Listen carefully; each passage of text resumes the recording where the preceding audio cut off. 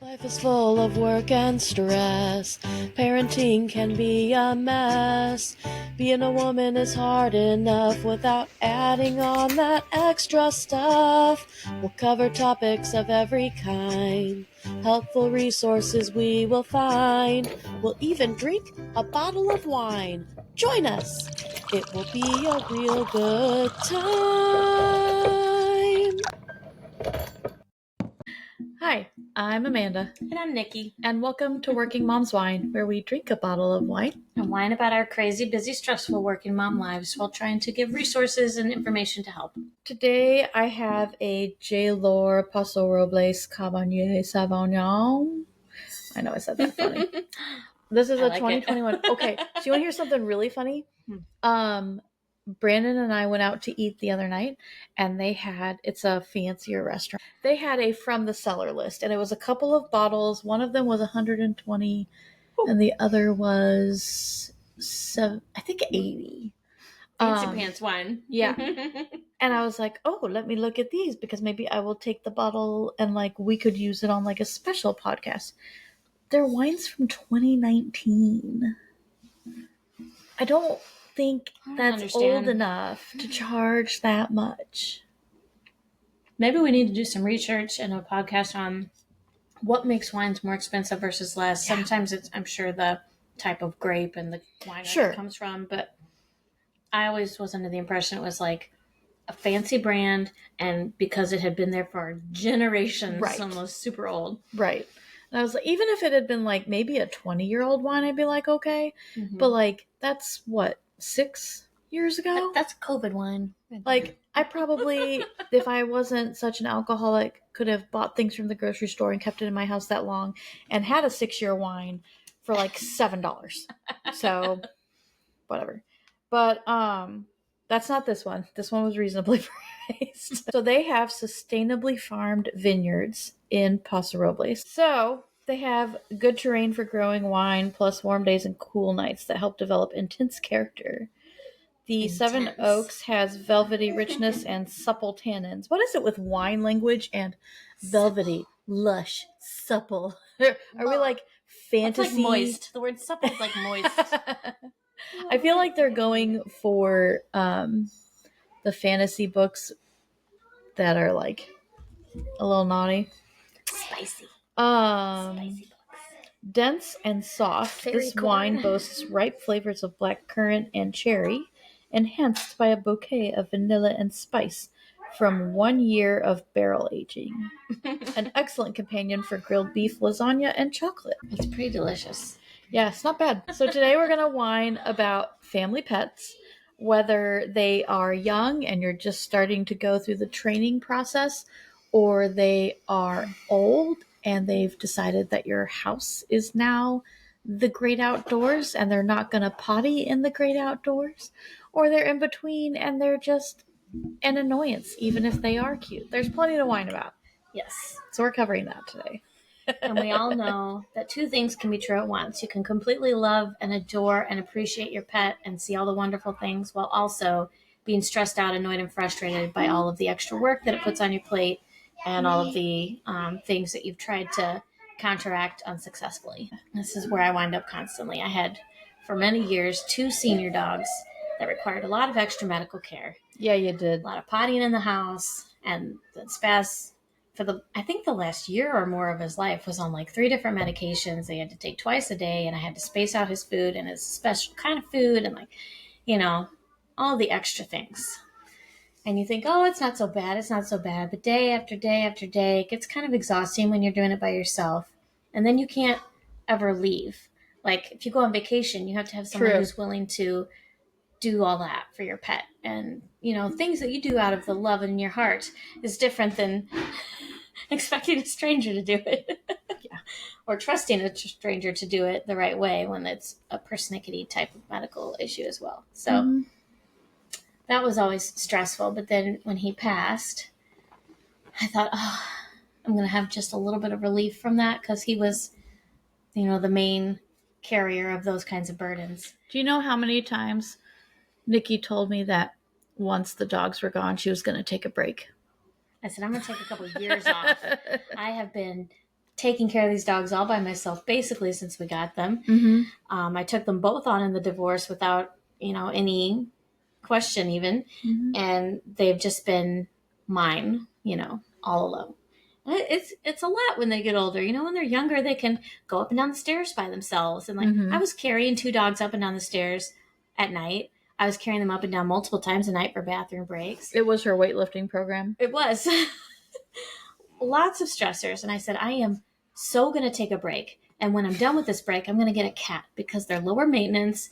You can leave them with their litter box and run errands and do stuff and not have to worry about them barking and making all kinds of noise. And it's easier to potty train a cat to litter box, right? Blah, blah, blah. I said, Did you do either of those things? What do you mean? Take a break or get a cat? No. Mm-mm. Got a text from my mom, whose cousin had rescued a pregnant dog, and the puppies were ready. They were taken care of by people we know and free. And really stinking cute. Really stinking cute. And the kind, the size of I just dog. drank your wine. Oh.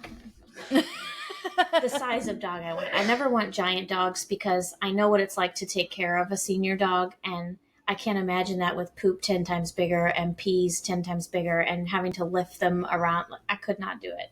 So I want little to medium dogs, That's what this dog would be. The price was right. And I said, I wanted a break, but how often do you come across the right kind of dog and for free?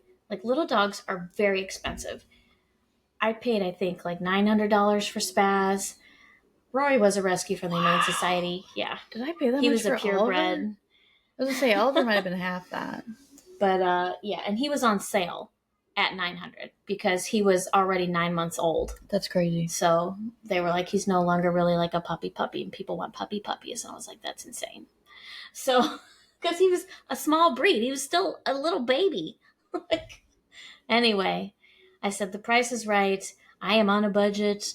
And I learned some things after Spaz passed about how having Rory to take care of still helped me move on and move along. And I love puppies. I love little puppies. And I needed another one, so I got one. My whining is not about taking care of senior medical dogs, although I still kind of have one-ish. She's not on any medicine, but she's got her own mobility issues. Poop issues? No. Well, sometimes. Because weren't they both? Not as often and not as bad. Okay. So she also has pancreatitis and is on the special food, and that can sometimes... all of your dogs have pancreatitis. That can sometimes lead to bathroom issues. Hers is much more under control than Spaz and much less often, so she's doing okay. But I have to carry her everywhere. She can't walk. Her legs are messed up. She's never been able to really jump or run, but she could get around, and she would put all her weight on her front. So she got real muscular in the front. But then as she started to lose her mobility and her flexibility and stuff, her legs have started in the front spreading wider and wider. And now it's like she can't even barely stand up and walk outside. Interesting. So, yeah, I'm sure there's some sort of physical therapy and things we could do if I were rich and if we were fancy people. That's the freaking truth. Because with our last cat, they couldn't figure out why she wasn't eating, what was going on. Yeah. And they wanted to put her in, I didn't even know this existed, inpatient. Oh, yeah. For cats. But it was going to be thousands of dollars a day. And I'm like, I don't want to seem like I don't care about my cat, but I can't. Mm-hmm. Yeah, it's expensive, and especially if you don't have pet insurance or if it's an exclusion. Yeah. So, and every pet insurance is no pre-existing. So the second that you've been told they have something that'll never be covered on pet insurance. That's stupid. Which, Rory had all these problems before I even adopted her. So there wasn't even a chance for pet insurance. I wanted her to have a buddy, and I knew my heart would benefit from it when, Rory's in her last year or two of life anyway, age-wise. Sorry, old gal. So I know I'll need... She's sleeping. She can't hear you. I'll need that help, too, when she passes. So. Yeah. And I wanted Ari's always wanted a dog who would snuggle and play with her, and the Min Pins were not, they didn't even have toys because they refused to play with them. They wouldn't do fetch. They won't chew on stuffies. They won't do tug, nothing. Mm-hmm. They're just not interested. And they really didn't like to be held when they were younger either, unless you held them certain ways. And of That's course, crazy. kids can't really do that well. Yeah. So they were persnickety, and she never got like the pet vibes from them. So this dog is very young. She carries it around willy-nilly. It doesn't care. She plays with it. We're trying to get past the puppy biting stage. Ari's right now very afraid of Dinah because she nips at her heels and like wants to play with her mouth, you know. And she's at that teething stage where all you can do is redirect to a toy, but you can't expect them to do more than that. And Ari doesn't understand that. So it's like she's still young enough that I could see stage. that being an issue. Yeah. So we're getting through it, but What cracks me up is all the, and I understand that you guys are doing crate training and all of that, and I never really did that with Oliver. I wanted him to be comfortable in a crate, but I didn't like focus on it. So in the past, it would always be a thing where you would take the dog outside, especially when they're still learning that you potty outside and not inside. You would take them outside, and sometimes you had to stand out there for 40 minutes until they pottied, and then they would get the idea that once they pottied, they could go back in. But it also works the opposite way because they are like, ooh, I'm outside and having fun and getting distracted and playing. And so it's not always like a training focus. And with what you guys are trying to do, it's actually more beneficial to only take them out for a few minutes, take them back in and lock them up, take them out for a few more minutes later. yeah. But it's really funny when I see the two of you talking about like how they're taking so long to potty, and I'm like, but that's puppy stage. I'm like, I still hate it. The first few nights where they just like cry all freaking night. I remember that with Oliver. Yeah. Because I had to literally put my fingers, like I had to hold onto the crate, and so he could lick my fingers, and he would just shut up. Yep. I set the crate up right next to my bed. But Dinah I'm convinced that, we were told they were thinking she was part Dachshund, part Papillon. I'm convinced she's part Beagle. She looks like it in her snout and her coloring, but also the way that she howls, it sounds to me like that's true. A beagle. She does sound like a beagle when she was howling. And maybe that's just a thing, and I've never heard a dachshund howl, so maybe I don't know. But every person I've taken her to, the groomer, the vet techs, the vet, they all said, "Wow, she looks like a beagle." Yeah, and I said, "I knew it." Now here's the thing: everyone told me it's crazy, but I knew it. To me, at one point, it's like maybe it's a superficial thing, and it's just the coloring and whatever. But when you take it to the vet, and they're like, that's like, okay, we might have something here. So I just say she's mixed breed. We don't really know. It's fine. I love her no matter what she is. So do the dog 23andMe. Yeah, I thought about it because maybe I shouldn't talk about 23andMe right now. Apparently, they're under some heat. Yeah, I did it, so I've been watching and protecting my data.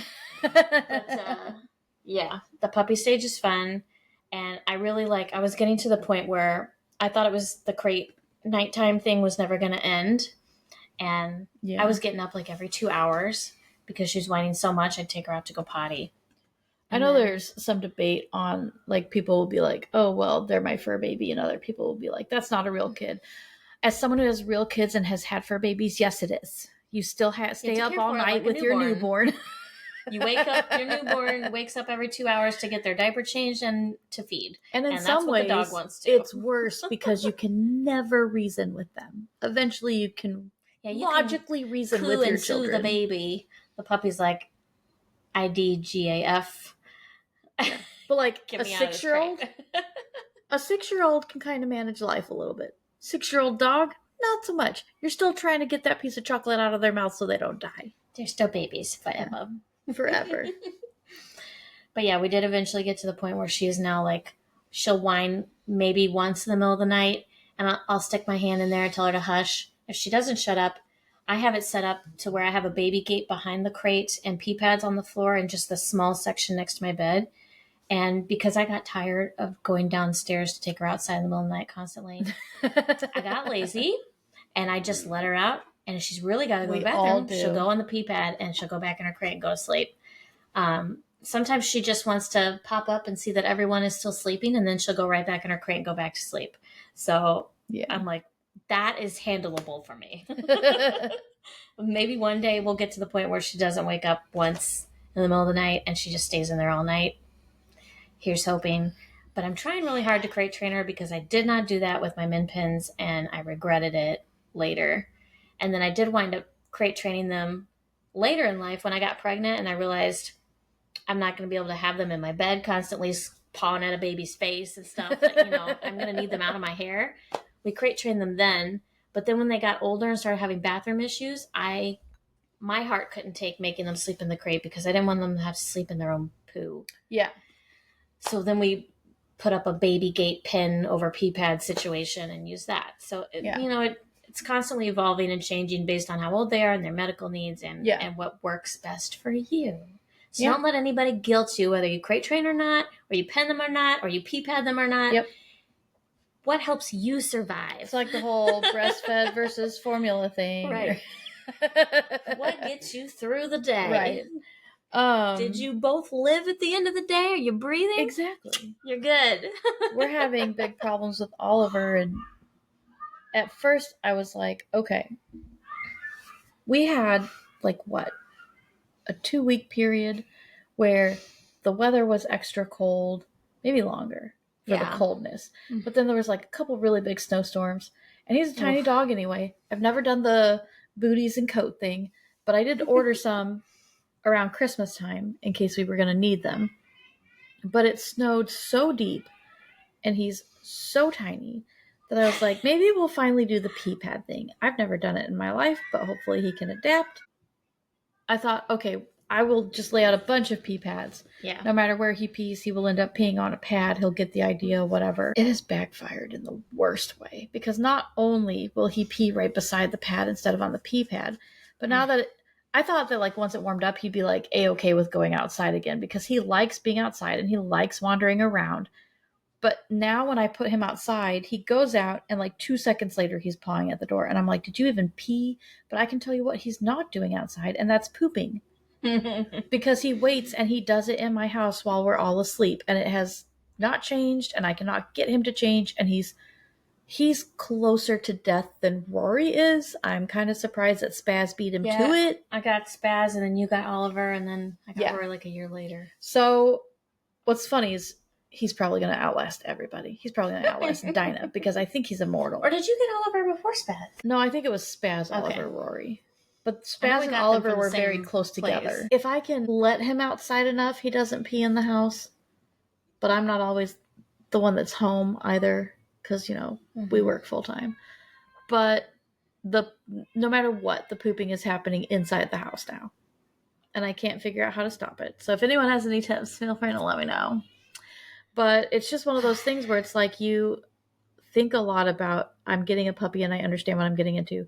You don't always think about everything you're going to have to get into when they near the end of their lives. Yes. And I had to have a conversation with Ari about that before we got this new puppy. Okay, we both just experienced this with Spaz. And when you sign on for a new pet, you sign on for all of that again. Yeah.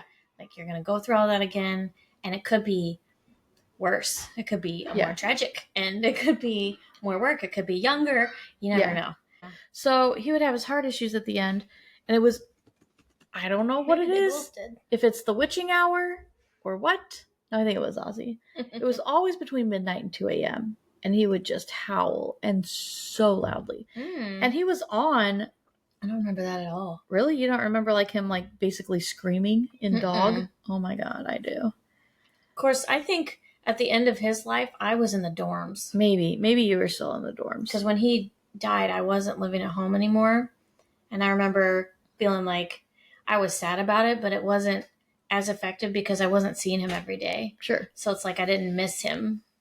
I wasn't necessarily sad about it. He was definitely more Mom's dog. But I do remember being home when he would have an episode.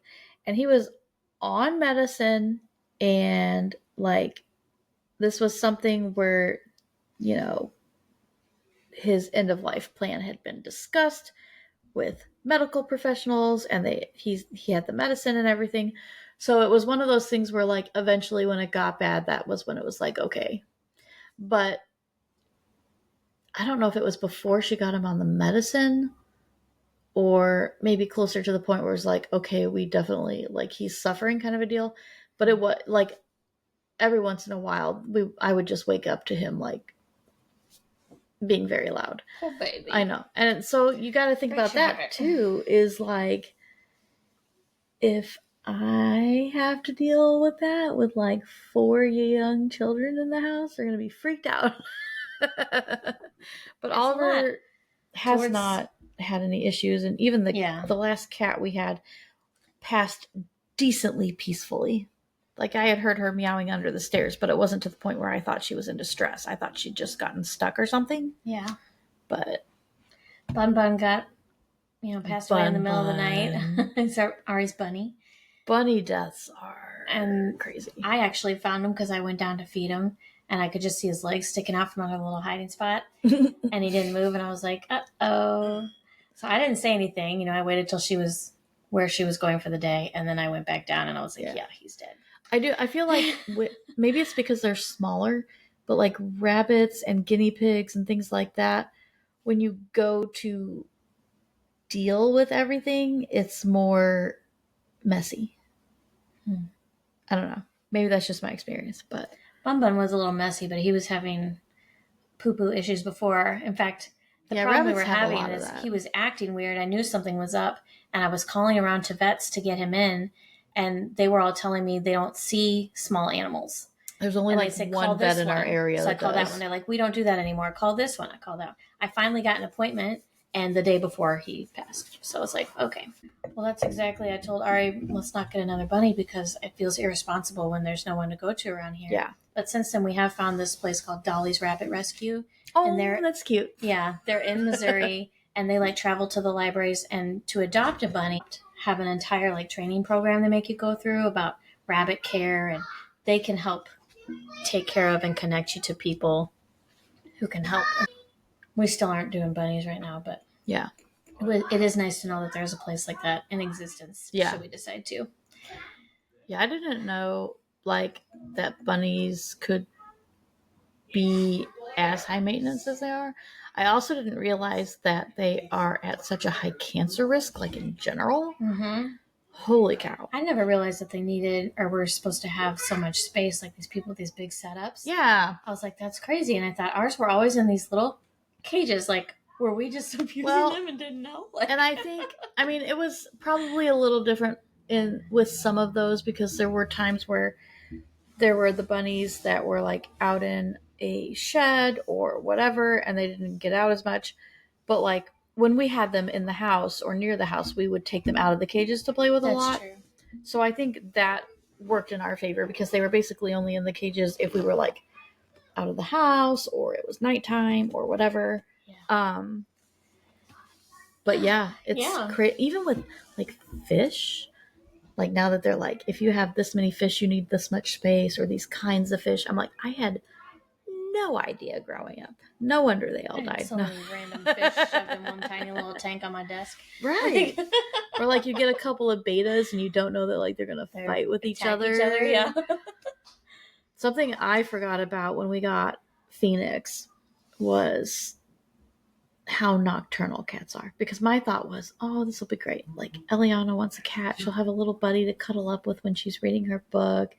The cat can sleep in her room on her bed. The cat litter box can stay in her room.